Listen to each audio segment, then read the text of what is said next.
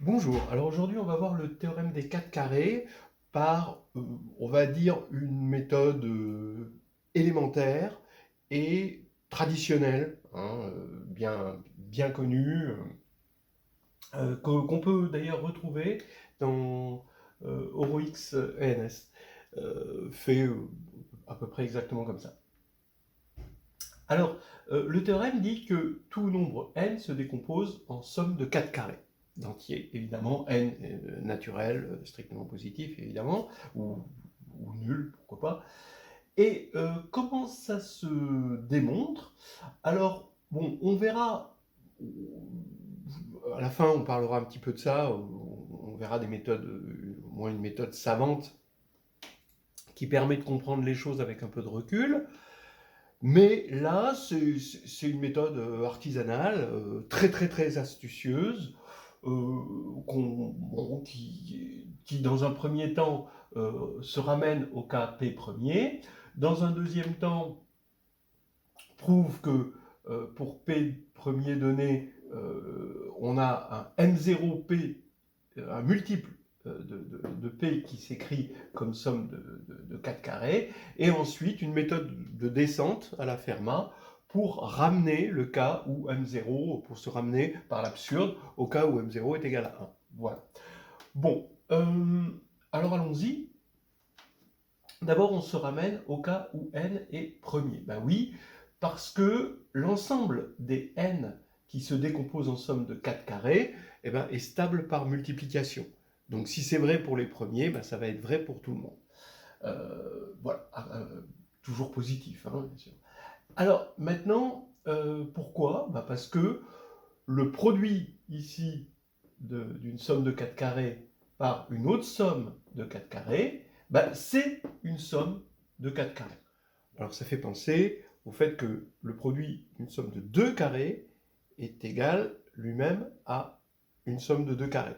Et ça se fait grâce à la norme des nombres complexes en écrivant que n de z, si n est égal, n de x plus y est égal à x2 plus y2, avec x, y réel, ben n de z est égal à n de z fois n de z'. Hein, donc c'est comme ça qu'on fait.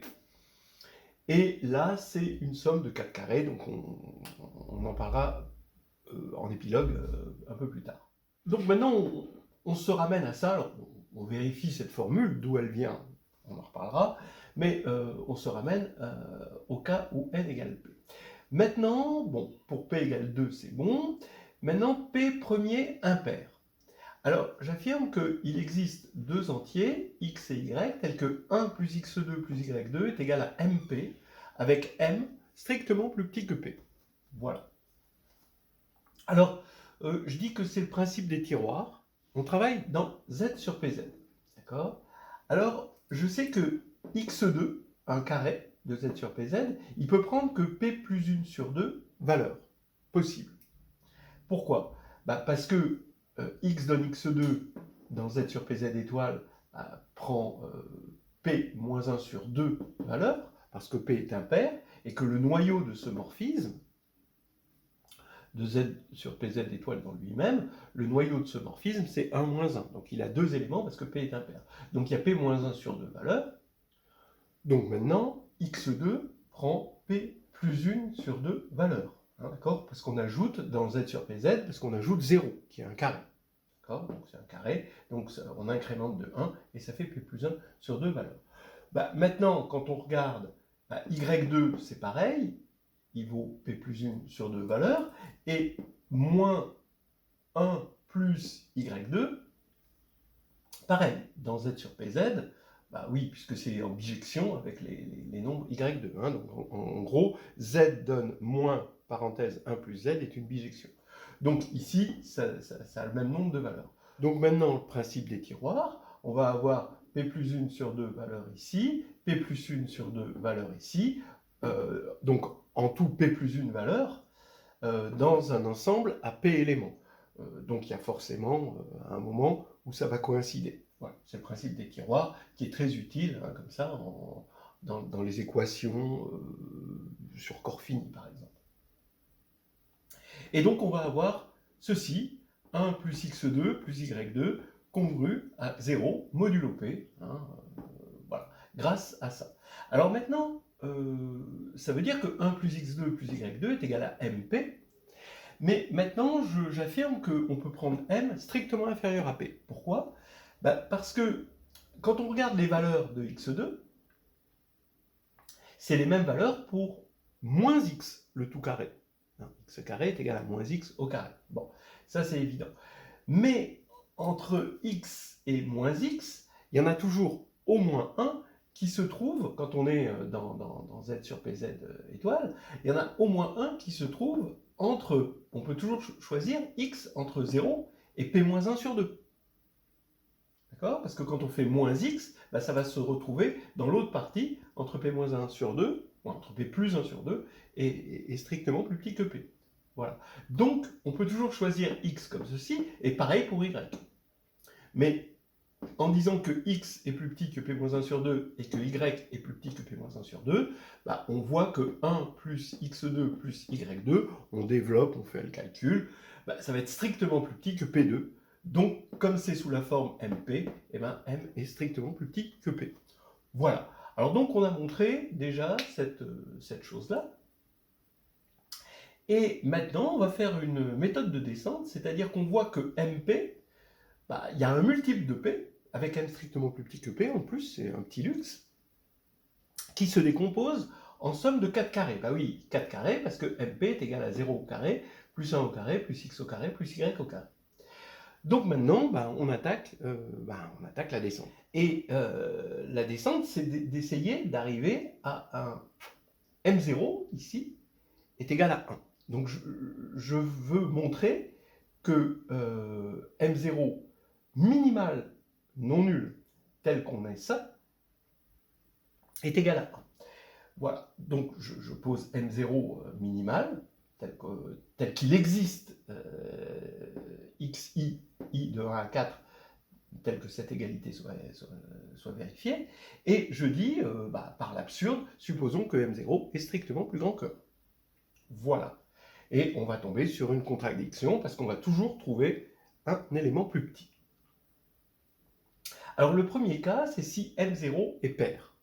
Alors effectivement, si m0 est pair, j'affirme qu'on peut supposer que x1 et x2 ont même parité, x3 et x4 ont même parité. Pourquoi? Parce que à partir du moment où m0 est pair, ça c'est pair.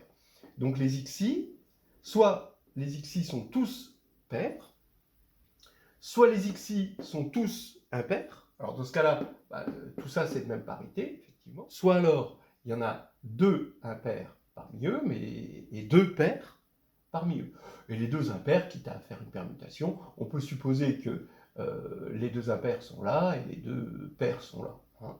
Donc finalement, on peut toujours supposer que ceci, donc x1 et x2 ont même parité, et x3 et x4 ont même parité, quitte à permuter. Alors, ça me permet d'écrire cette égalité. Je vais écrire x1 plus x2 sur 2 au carré. Ça, c'est un entier, puisqu'il y a même parité. x1 moins x2 sur 2 au carré, c'est aussi un entier. Ça, c'est un entier, ça, c'est un entier. Et quand on calcule la somme, on va retrouver x1 carré plus x2 carré plus x3 carré plus x4 carré fois 2 sur 4, c'est-à-dire sur 2. Et donc, on a diminué ici la chose. Ça, c'est bien un entier. Et on va avoir ici une décomposition somme de 4 carrés. Donc, pas de problème. On a réussi à obtenir une contradiction avec la minimalité de m0. Maintenant, pour m0 impair, c'est un petit peu plus tordu. Alors, on va supposer que m0 est impair. Et yi, on va poser yi, par définition, égale à xi. Donc, pour i égale de 1 à 4, c'est xi moins un certain bi m0, c'est-à-dire que je soustrais suffisamment de m0 pour me retrouver entre moins m0 sur 2 et plus m0 sur 2. D'accord? Comme c'est un intervalle de longueur m0, je peux toujours trouver des entiers, tels que ça vérifie ça. C'est une espèce de division euclidienne, mais décalée, quoi, en quelque sorte. Et donc, je veux que valeur absolue de yi soit inférieure à m0 sur 2. Mais a priori, hein, c'est possible, mais d'avoir m0 sur 2 avec égalité. Il se trouve que m0 est impair, on peut toujours, un entier sera toujours strictement inférieur à m0 sur 2 à partir du moment où il est inférieur ou égal. Bon, donc ici, vous avez ceci. Alors maintenant, qu'est-ce que j'affirme? J'affirme que, maintenant je vais regarder la somme des yi carrés. La première chose, eh bien, d'après ça, c'est strictement plus petit que m0 carré. Bon, ça c'est évident. Maintenant, j'affirme que c'est strictement positif. C'est-à-dire que les yi ne peuvent pas être tous nuls. Pourquoi? Parce que si les yi étaient tous nuls, ça voudrait dire que les xi seraient tous multiples de m0. Comme les xi seraient multiples de m0, cette somme serait multiple de m0 au carré. Et ça, c'est pas possible parce que m0, on a dit qu'il était strictement inférieur à p, puisqu'on est parti d'un m strictement inférieur à p. Donc, ce n'est pas possible et on peut affirmer cette double inégalité. Ce qui veut dire qu'on a maintenant deux égalités, celle de départ, la somme des xi carrés qui est égale à m0p, et la somme des yi carrés qui est égale à m0 m1. Pourquoi m0 m1? Parce que cette somme de carrés est multiple de m0. Alors ça, c'est facile à voir que c'est multiple de m0. Hein. Il suffit d'élever au carré, ici, faire la somme et d'utiliser cette égalité, pour voir que ça, c'est multiple de m0. Mais comme c'est strictement plus petit que m0 carré, eh bien, on va avoir quelque chose de la forme m0, m1, avec m1 strictement plus petit que m0, et m1, évidemment, j'ai oublié de le mettre, strictement positif. Voilà. On n'est plus bien loin d'arriver à une contradiction. On va utiliser cette formule, d'accord? Je vais prendre le produit de ces deux-là, donc le produit de ces deux-là, ça va faire m0 carré fois m1 fois p, mais le produit de ces deux-là, d'après cette formule-là, c'est une somme de carrés. C'est une somme de zi, hein, donc ça va être z1, z2, z3, z4, au carré. Voilà, donc j'ai ça. Donc pour l'instant, c'est reculé pour mieux sauter parce qu'on a quelque chose de plus grand. Mais maintenant, ce qui est intéressant, c'est que z1, z2, z3 et z4 sont tous multiples de m0. Regardons-le pour z1. z1, c'est somme de xi, yi, mais yi, c'est xi moins bi m0. Et ça fait une somme de xi carré, mais la somme de xi carré, c'est m0p. Et moins, on peut mettre m0 en facteur, et on a la somme de xi bi. Voilà. Donc c'est que des multiples de m0. On fait pareil pour z2, z3, z4, et on obtient que zi peut s'écrire sous la forme m0 z', et maintenant je peux diviser par m0 carré ici pour obtenir m1p, mais m1 est strictement plus petit que m0, donc ça y est, j'ai réduit les choses. Voilà, c'est terminé, on a prouvé le théorème des 4 carrés par la manière qui semble la plus élémentaire connue. Hein, voilà.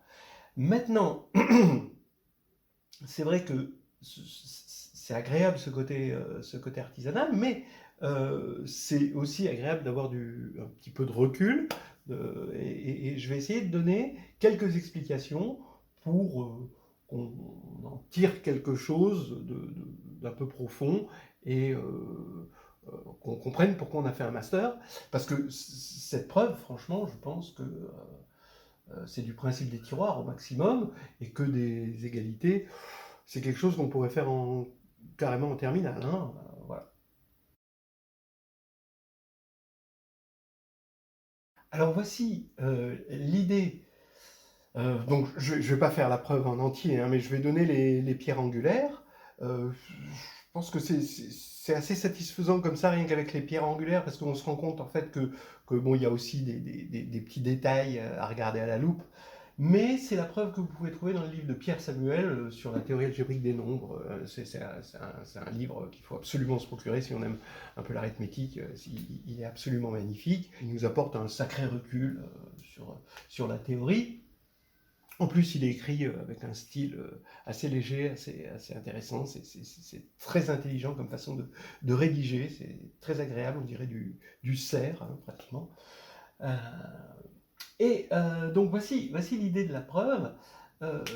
On part des quaternions. Alors bon, voilà, en gros, les quaternions, c'est un peu comme les complexes, sauf qu'il va y avoir alors là, les xi sont réels, x0 plus ix1 plus jx2 plus kx3, avec des règles, bon, i carré, j carré et k carré, c'est moins 1, et puis c'est des règles, mais attention, c'est associatif, mais non commutatif.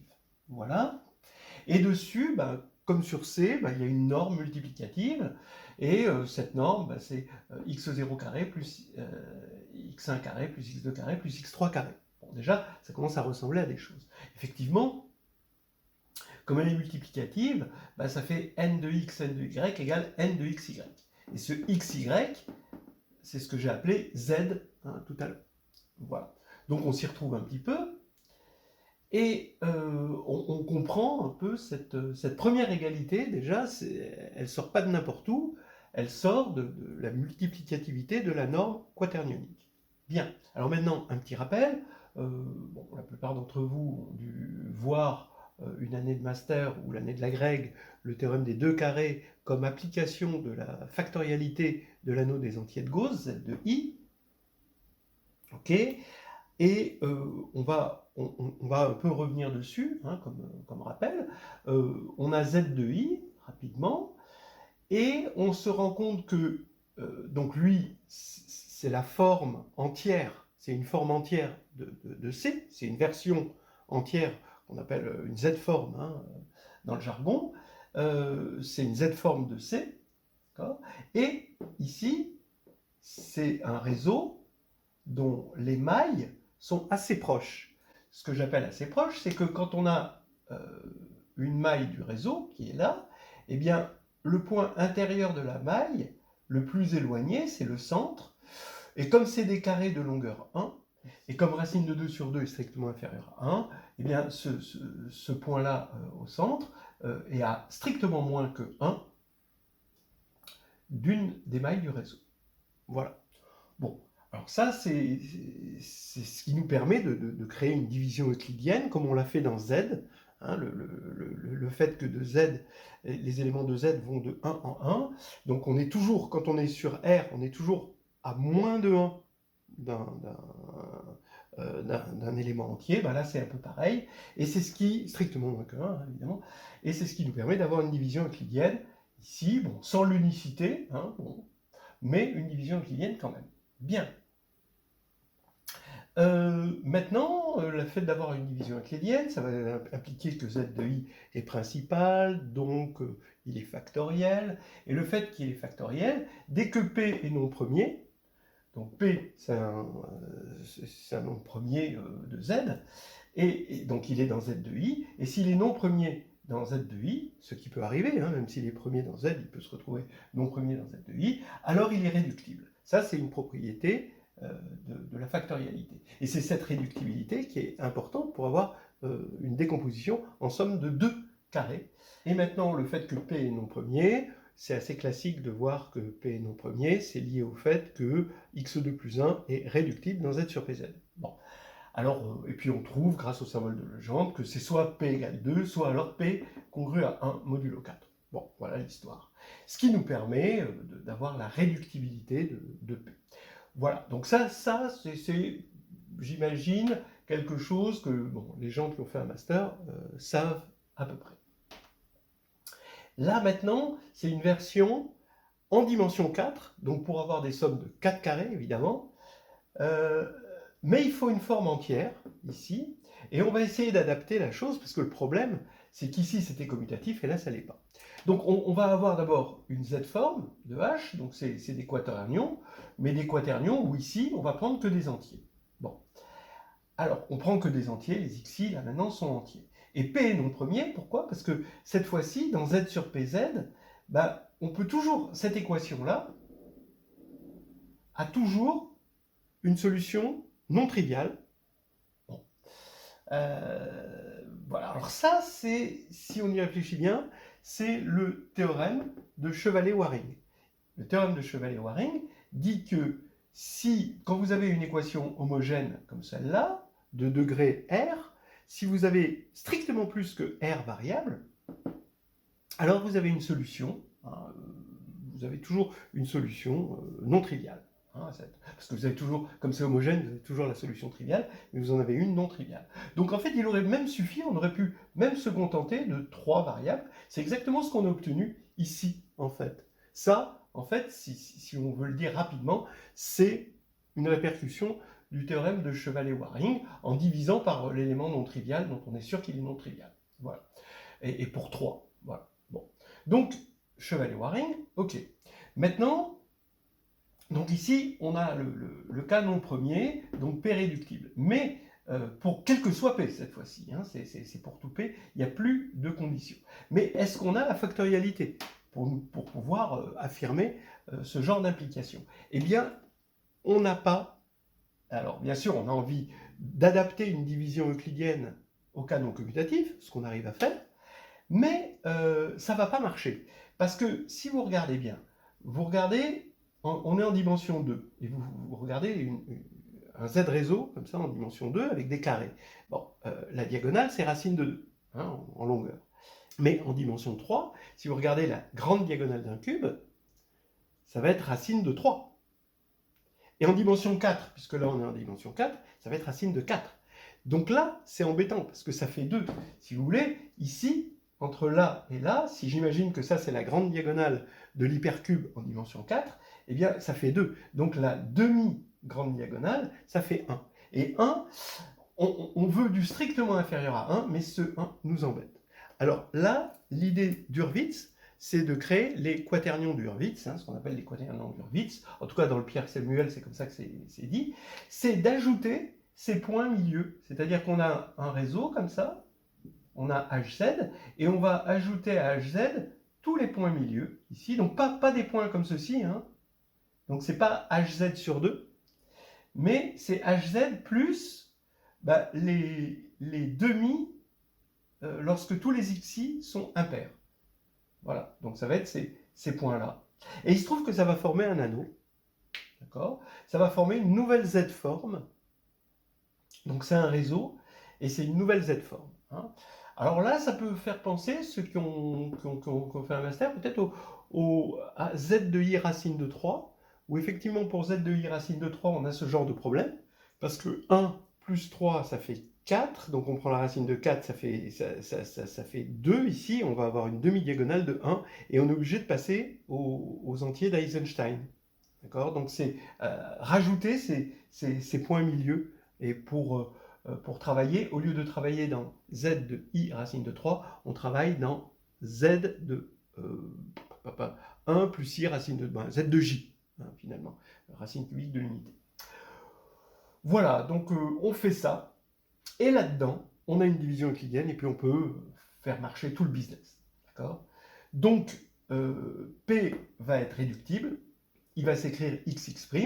Donc maintenant, je passe la norme. Bon, après, c'est du gros classique. N de P égale N de X fois N de X', avec la norme ici.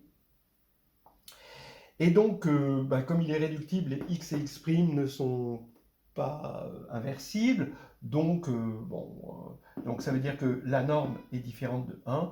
Et donc, ici, c'est P2. Donc, c'est forcément égal à P fois P. Donc, on a N de X égale P. Et c'est exactement ce qu'on veut pour avoir la décomposition de P en somme de 4 carrés.